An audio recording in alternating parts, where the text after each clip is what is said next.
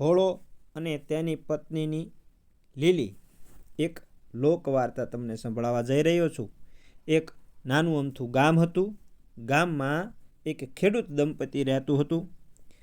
તેમની પાસે થોડી ઘણી ખેતીવાડી હતી, જેમાં તેઓ મહેનત મજૂરી કરી પોતાનું ગુજરાન ચલાવતા હતા. તેમની પાસે જે કંઈ હતું તેમાં તેઓ ખૂબ સંતોષી અને આનંદી હતા. ગામમાં પણ તેમની સારી નામના હતી, પરંતુ તેમને એક વાતનું મોટું દુઃખ હતું કે લગ્નના ઘણા વર્ષો પછી પણ તેમના ઘરે કોઈ સંતાન નહોતું. આ ચિંતામાં ને ચિંતામાં તેઓ ક્યારેક ઉદાસ થઈ જતા. તેમણે અનેક માનતાઓમાંની દોરા ધાગા કરાવ્યા, પણ 45 વર્ષ વીતી ગયા છતાં કોઈ પારણું બંધાયું નહીં. પરંતુ કહેવાય છે ને કે ભગવાન જ્યારે આપે ત્યારે છાપરું ફાડીને આપે છે. ભગવાનને ત્યાં દેર છે, અંધેર નથી. 45 વર્ષની ઉંમરે ચમત્કાર થયો અને તે સ્ત્રીના સારા દિવસો આવ્યા. 9 મહિને તેમના ઘરે એક સુંદર દીકરાનો જન્મ થયો. તેનું નામ રાખવામાં આવ્યું ભોલો. ખેડૂત દંપતીના આનંદનો પાર ન રહ્યો. તેમણે આખા ગામમાં પેંડા વહેંચ્યા અને મોટો જમણવાર રાખ્યો. સમય જતાં ભોલો ધીરે ધીરે મોટો થવા લાગ્યો. ભોલો તેના નામ જેવો જ અત્યંત ભોળો, શાંત અને સાચા બોલો હતો. તે બહુ ઓછું બોલતો અને ગામના લોકોનું કામ કરી આપતો. ગામના લોકો એને બુદ્ધુ કહીને મેણા મારતા. પણ ભોલો ક્યારેય કોઈ વાતનું દુઃખ ન કરતો. તેના પિતાને ચિંતા થવા લાગી કે આટલો ભોળો છોકરો સંસાર કેવી રીતે ચલાવશે, તેને દીકરી કોણ આપશે, તેની સાથે કોણ લગ્ન કરશે. ભોલો હવે જુવાન થયો અને ખેતરમાં પિતાને મદદ કરવા લાગ્યો. આ દરમિયાન તેની માતાનું દેહાંત થયું. હવે પિતાને વધુ ચિંતા થવા લાગી કે ઘર સંભાળવા કોઈ સ્ત્રી જોઈએ. તેમણે સગાવાલાની મદદથી ભોલાનું વ્યવસાળ કરાવ્યું અને લગ્ન પણ કરી દીધા. ભોલાની પત્નીનું નામ હતું લીલી. લીલી દેખાવડી અને કામકાજમાં હોશિયાર હતી, પણ સ્વભાવે બહુ આકરી હતી. તેણે ભોલાનો સાદો સ્વભાવ ગમતો નહીં. તે તેને કાયમ ટોક્યા કરતી. તેના સસરા સમજદાર હોવાથી ત્યાં સુધી બધું ઠીક ચાલ્યું, પરંતુ દુર્ભાગ્યે થોડા સમય પછી ભોલાના પિતાનું પણ અવસાન થયું. હવે ભોલો સાવ એકલો પડી ગયો અને બધી જવાબદારી તેના માથે આવી પડી. ગામના લોકોએ પણ ભોલાની ભોળાઈનો લાભ લીધો.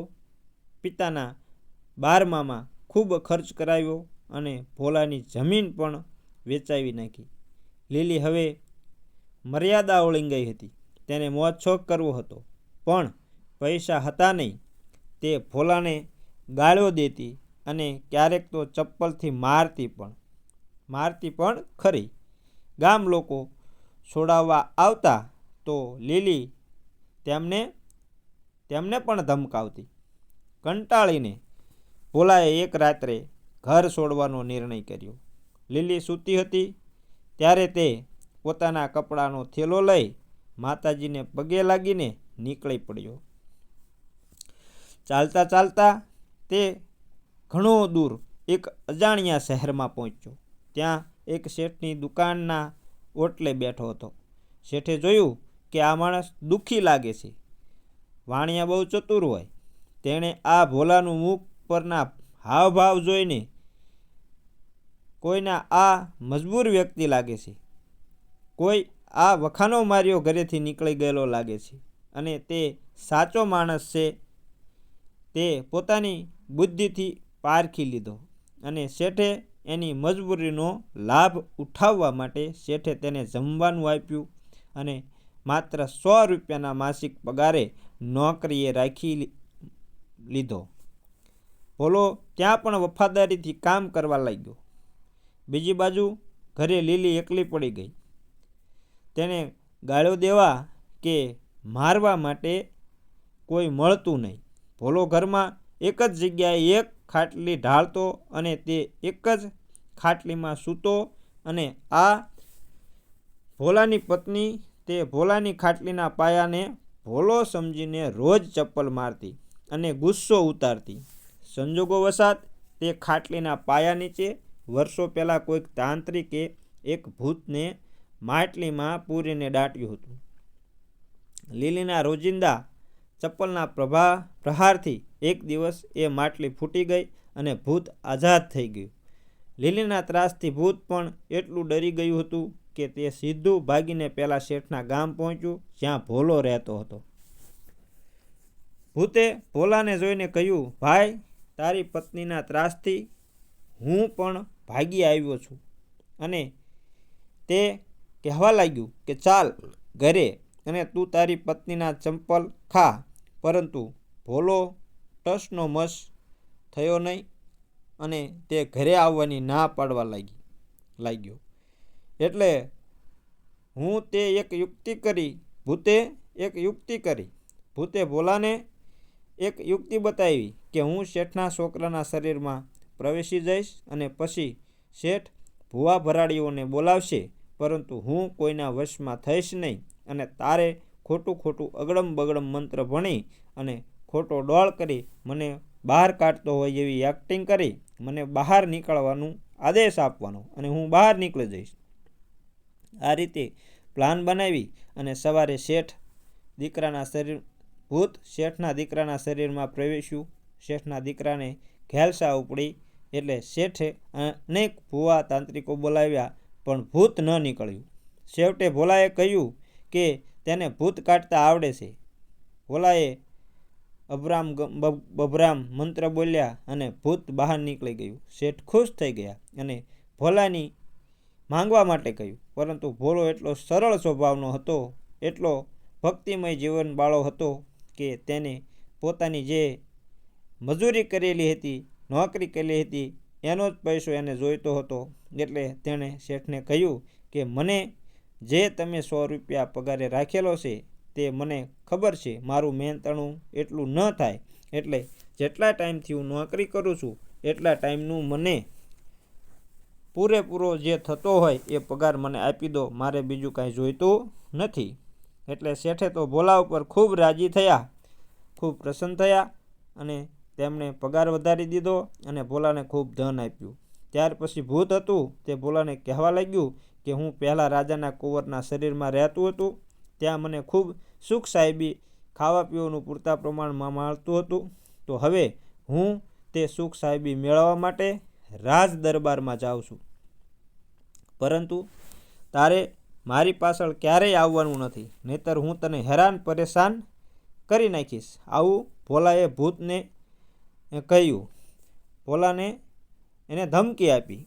ત્યારબાદ ભૂત રાજાના કુંવરના શરીરમાં ગયું અને કુંવરને હેરાન કરવા લાગ્યું અને કુંવર પણ ગાંડા કાઢવા લાગ્યા. એટલે રાજાએ પણ જાહેરાત કરી કે જે કુંવરને સાજું કરશે તેને યોગ્ય ઇનામ મળશે. રાજમાં ઘણા ભૂવા ભરાડી આવવા લાગ્યા, પરંતુ ભૂત કોઈના વશમાં થતું ન હતું. તાંત્રિકો પણ આવીને ચાલ્યા ગયા, તો પણ ભૂત કોઈના વશમાં થતું ન હતું અને વહેતો સાવ થાકી ગયા હતા. હવે ધીરે ધીરે આ વાત આ જે શેઠ હતા એમના ગામ સુધી પહોંચી. શેઠને ખબર પડી કે રાજાના કુંવરના શરીરમાં ભૂત પ્રવેશી ગયું છે. પહેલાં શેઠની ભલામણથી ભોલો રાજ દરબારમાં ગયો. ભૂતે પહેલાં તો ભોલાને ડરાવ્યો, પણ ભોલો હવે હોશિયાર થઈ ગયો હતો. તેણે ભૂતના કાનમાં જઈને કહ્યું, જો ભાઈ, તું અત્યારે ને અત્યારે અહીંથી નહીં નીકળે તો મારી પત્ની લીલી તેનું ચપ્પલ લઈને અહીં આવી રહી છે.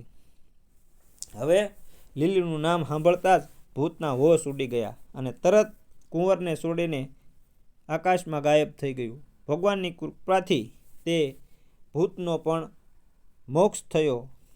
રાજા અત્યંત પ્રસન્ન થયા. ભોલાએ કંઈ મિલકત માગવાને બદલે રાજા પાસે મહેનત કરીને જીવન જીવવાની ઈચ્છા વ્યક્ત કરી.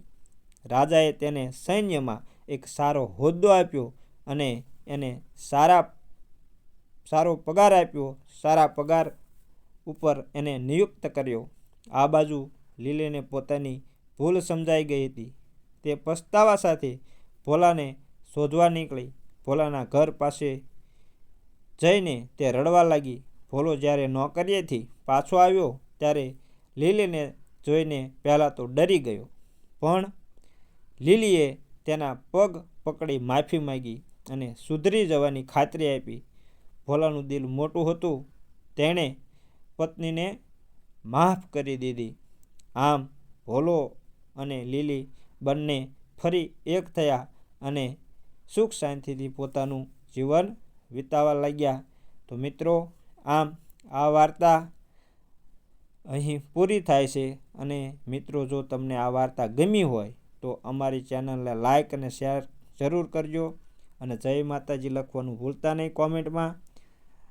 અને આવી નવી નવી વાર્તાઓ માટે હું તમને એક વિનંતી કરું છું, એક અનુરોધ કરું છું કે અમારી ચેનલને સબસ્ક્રાઈબ જરૂર કરી લેજો. જય માતાજી.